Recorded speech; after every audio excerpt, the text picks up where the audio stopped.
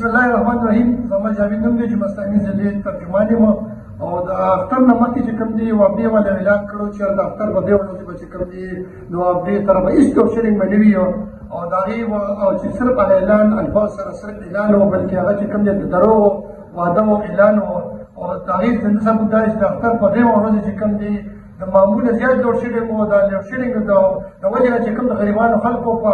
کال کې د ورځ د غوښې د خوراک یوه ورځ به هغه ټوله خرابه شوه. غوښې چې کوم دی په ډیرانو وغورځولې، په نالو کې وغورځولې او دیم دا چې دنیا خلک په ګرمۍ ځای بېهوشه شو، ماشومان بېهوشه شو، زاړه بېهوشه شوي. نو د هغې چې کوم دی په دې کې چې کوم خلک ملوث دي او دا اهلکار دا خلاف چې کوم دی او دا حکام چې کوم دی اقدامات وجود کړي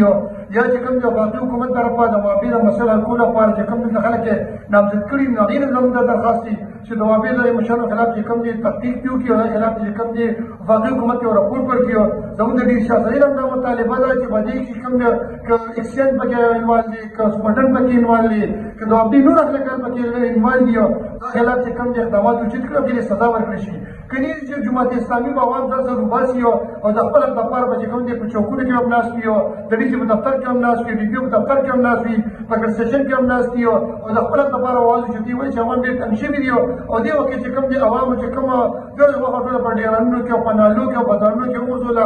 زما د حکومت دا مطالبه ده چې دې خلاف اقدامات وکړل شي.